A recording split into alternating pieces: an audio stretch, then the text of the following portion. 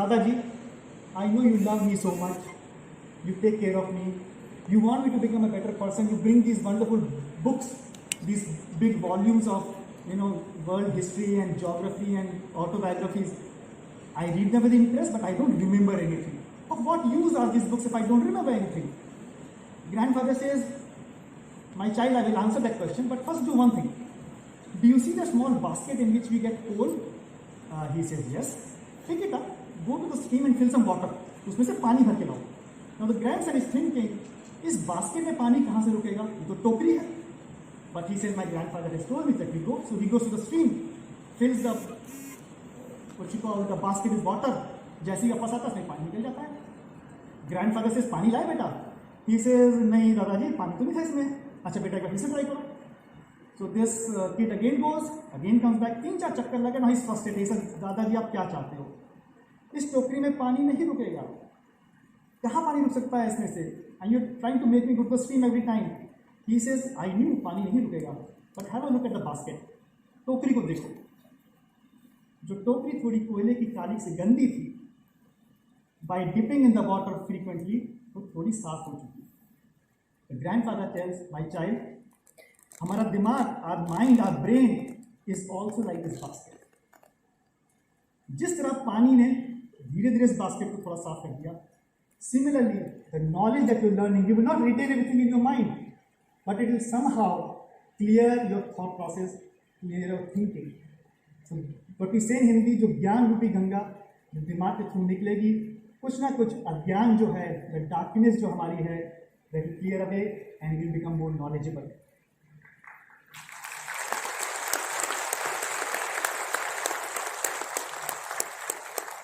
First lesson in learning in life is do not try to retain everything. Hard disks are for that. Floppy drives are for that. CD drives are for that. Pen drives are for that. Your opportunity on learning and accumulating knowledge is to distill it, interpret it, take decisions, actions based on that knowledge. If you try to retain and remember everything, you will not be able to process it. Remember, when you open your laptop, computer, and so many windows open, it crashes. Right? So my first humble suggestion would be, as you keep learning in your life, lifelong, get that knowledge, share with others, take actions, take wise decisions based on the knowledge. Second story, we saw all of us today here being conferred rewards, medals, some are the toppers. Every one of us is a topper. Let me share another story for you. Why we are toppers in life? There was an old farmer who used to carry water for a king who lived on top of a hill. Olden days, there were no pipelines, there was no water supply. So the king employed this old farmer, कि तुम मेरे लिए रोज पानी लेके आओगे, we will use that water. So there was a lake, the old farmer used to carry those. We learned that we should let knowledge come to us from every side, as it not only purifies our mind, but also shows us the way. We also learned that even a broken bucket can help plants grow. Our efforts never go waste. A huge round of applause, everyone. May I now request Mr. Pankaj Agarwal, Honorable Vice Chairman, GL Bajaj Group of Educational Institutions, and Dr. Sapna Rakesh, Director, GLBIMR, to felicitate the guest of honor, Mr. Abhilash Mishra, by presenting him a memento as the token of remembrance. So, amen.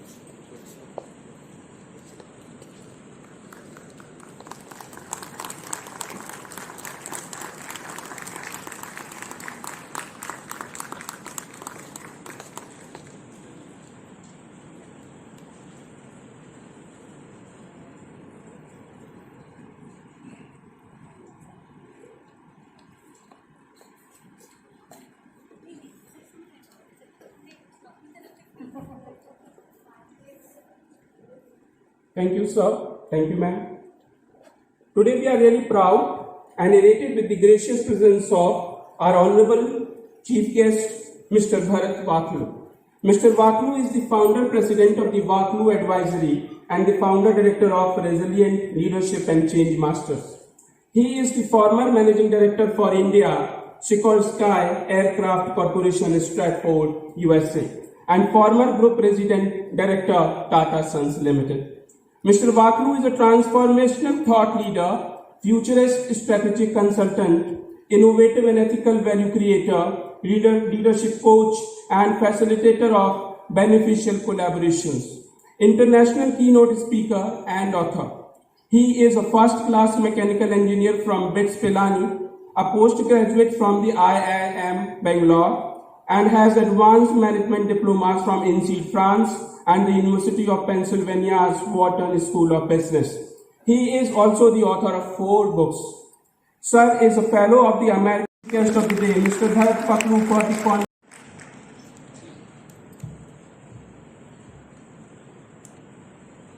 Thank you, Professor Dwivedi, for the introduction. Mr. Pankaj Agarwal, the Vice Chairman of the GL Bajaj, Rakesh, Director of the GL Bajaj Institute of Management and Research, my colleague, Sri Abhilash Mishra ji, Dr. Shuchi Singh, and Mr. Kuldeep Adhana.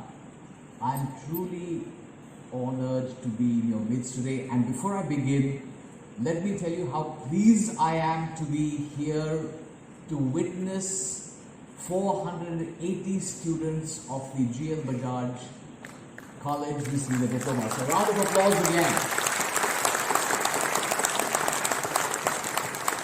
And this applause is not only for you.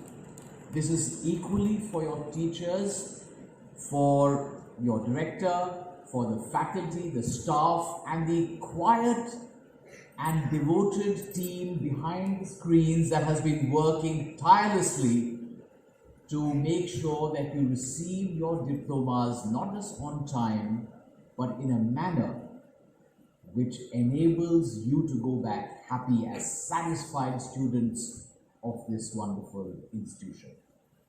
Now, why am I saying this? Because there is a tendency in many of us to think that everything that's happening around us is happening because it has to happen. We don't seem to realize that behind every great work, behind every great achievement, there is huge effort. There is a huge amount of planning that goes behind achieving anything worthwhile, achieving excellence, making a difference.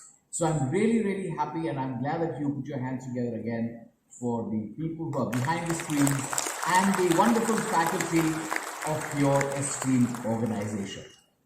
I know these have been tough times for the past 18 months, 2 years. I know, in fact, Dr.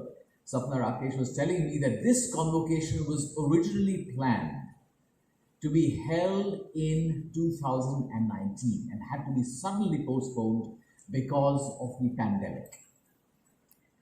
Now, I do understand that these have been difficult times for everybody, and not only for students. I know you had a tough time, not attending classes and not meeting your friends, having to take classes online. I know that's tough. It's been tougher still for the faculty and the professors, the staff. But I think that whole pandemic has been a little lesson in disguise. It has taught us, ladies and gentlemen, that life will always throw you a googly, a curveball. You can never anticipate everything in life. You may have been trained and yet there'll be things that will happen that you can never really anticipate. So the COVID crisis has shown that we have to be ready for absolutely anything in life. But I must also tell you something which I was very pleased about, and I must compliment Professor Singh for administering. So when you were taking the oath, I was really feeling very elated, because at the end of the day, it is all about you. It's all about the choices you make and the manner in which you will decide how to lead your life.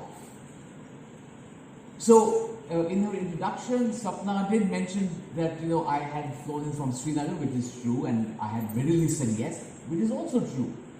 But I must tell your esteemed director that I did so for selfish reasons. I had heard a lot about your institution, but more importantly, I wanted to meet 500 of India's and the world's future leaders. All of you. And I'm not saying this because I'm here in your midst, and I'm being feted by your esteemed university. No, I'm saying this because I actually mean it. You are the future leaders of the world and of India. And if you want this world to adopt a trajectory that is going to be different from what you're seeing right now, who do you think it's up to? It is not up to anyone else other than yourselves.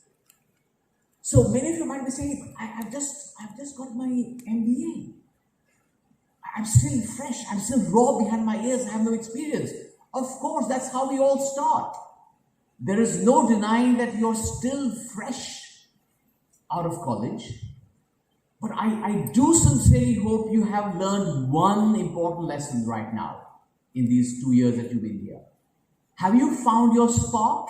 Have you found your uniqueness? Have you found the qualities that differentiate you from all the others? Because as a leader, you're not a clone for anybody else. As leaders, you are to remember that you are unique. There is nobody in the whole universe who is like you. When I was out of IIM Bangalore and about to enter into Tata at a ministerial service, this was something I realized fairly early, that there is a certain degree of uniqueness that we all bring forth in our professions, in our lives, and that uniqueness is our gift to the world. And if you try to emulate somebody without being in touch with your own true self, I don't think you will ever make a great leader. Instead, I would suggest, ladies and gentlemen, that you discover your spark. Find your spark if you haven't found it already, and make sure that spark stays with you for the rest of your life. Because that uniqueness, that spark, the gifts you bring, the qualities that you will use to serve the world, that's going to make a difference. That is how you will be able to contribute to the well-being of our planet, to the well-being of your profession, and to the growth and development of humanity across all nations. So now many of you might even say, okay, but that's all very well said, but what can I do? What am I supposed to do? Well, I have, for the sake of making it easy for you to remember, I have prepared a mnemonic for you. A mnemonic is something which helps you remember something complicated. So the mnemonic for the toolkit that you're supposed to carry with you for the rest of your life is, if you use the alphabets, it's written as V arise. Not we as W-E, no, but we. We as in victory. And why do I use this mnemonic? Because for me, the way you will turn out as leaders depends on the first alphabet, which is V, which stands for values, and which is something that Professor Singh spoke about when she was administering the oath to all of you. She talked about values, she talked about ethics, she talked about contribution to the profession, she talked of serving the greater good, of course, in her own words, but that is what pledge you just took. So values is critical. And what many of you might not remember is, or you might not know, that just as food nourishes our physical bodies, values and ethics nourishes our spirit. And don't you for a moment think that the spirit is not important. The spirit is everything. Because that's the resource, that's the hidden part of your personalities that really contains the most hard right over the easy wrong. It's very easy to be wrong. It's very easy to, yes, I am going to be part of this, this scheme which is going to dupe thousands of people. But it is tough to take a stand, ladies and gentlemen, but that is the stand that will nurture your spirit. Because if you don't take the stand, your spirit principles we live by. But by the same token, when you live by values, you create value for everybody. Today, for instance, when we look at what's happening in the domain of development, we realize that there is what people are calling climate chaos. Now, restricted fashion, not for everybody, only for some people.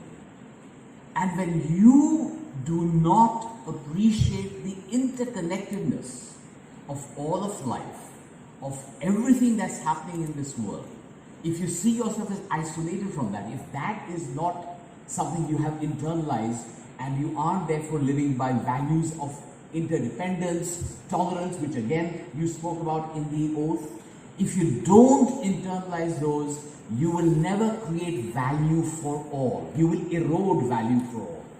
And that is never a good thing at all, because that means you are depriving some people, you're depriving part of life of the very thing that is required for sustainability. So the first part of the mnemonic, V, is for values and value creation. The second part of the mnemonic, V arise, is A, and A stands for attitude. I must admit that I have been in my professional life, I've been around for more than close to 40 years now. And if there is one thing which distinguishes the great leaders from the ones who are, just there or who think they're leaders but are really not leaders, is attitude. First of all, an attitude of being positive. I think Mr.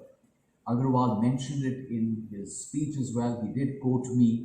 I am truly of the view that if you have to make a happy, joyful world and you have to be not successful as much as fulfilled, you have got to be able to have the right attitude. That positivity must emanate from you. Every word you speak, every interaction you have has got to elevate the mood of people. That's what I mean by attitude. Now, that won't happen simply by being chirpy and laughing all the time or being like a comedian. No, I'm not talking about that at all. I am saying that you have got to make sure that you are grateful. I'm glad that Abhilash also talked about it. He said, be grateful to your faculty. Be grateful to your parents. Gratitude. You can't be part of the interconnected web of life if you aren't grateful. How can you ever contribute to your profession if you don't appreciate the people who come before you? So an attitude of positivity, an attitude of gratitude is important. That's the second part of the mnemonic. The third part of the mnemonic, the letter R. R stands for responsiveness. I was very, very pleased to meet the people who got diplomas today. Of course, I met all of you.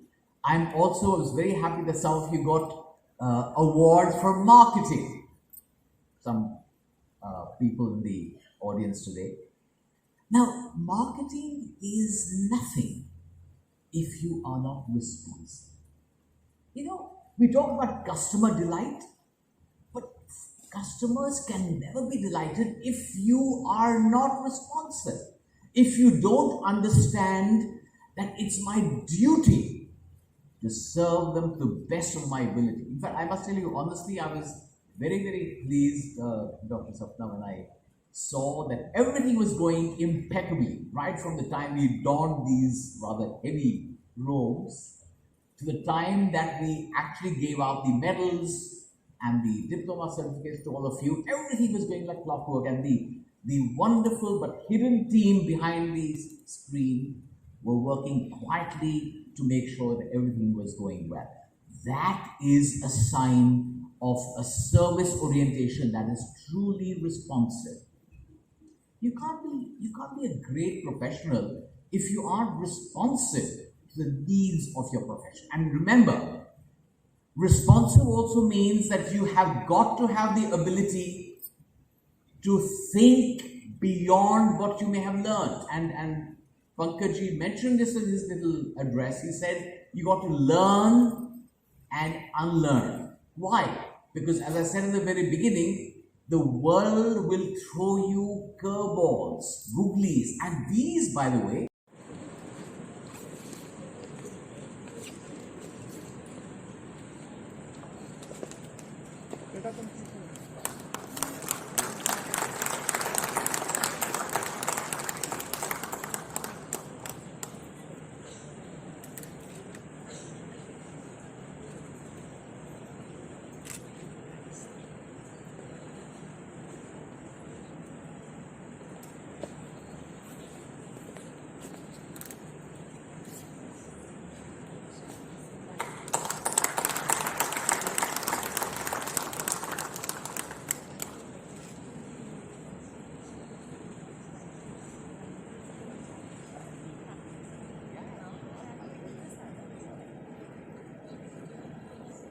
Thank you so much, sir. Thank you, ma'am. Now I wish to invite Dr. Prachi Agarwal for presenting the formal vote of thanks. Dr. Prachi Agarwal.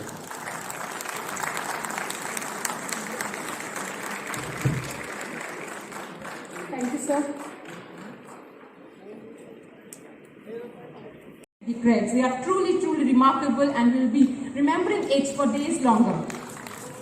Thank you, sir. Now, I would like to extend my deepest sense of gratitude, Shri Pankaj Agarwalji, Vice Chairman, for his guiding vision. Nation develops on the strength of education, and as an educationist, you have touched and changed the lives of generations of students. Thank you, sir, for being the catalyst of change for so many of us.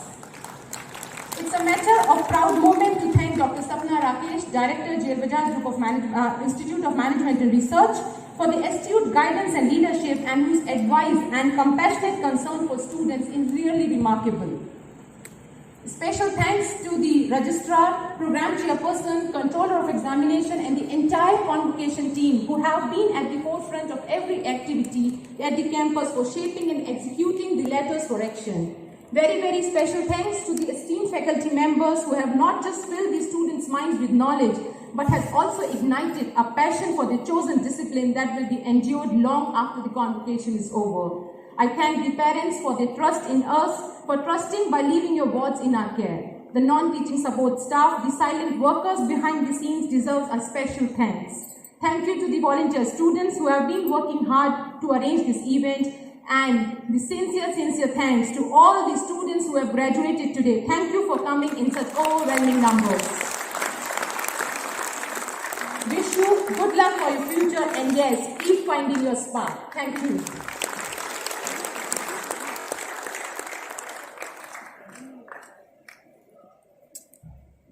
Thank you, Dr. Prachi. Now I request the Honorable Vice Chairman, GL Bajaj Group of Educational Institutions, Mr. Pankaj Agarwal, to declare the convocation closed. Sir. I declare the convocation closed. Thank you so much, sir. Congratulations again. Now I request everyone to rise for the national anthem, and please remain standing as the academic procession will leave immediately after the national anthem. National anthem, please.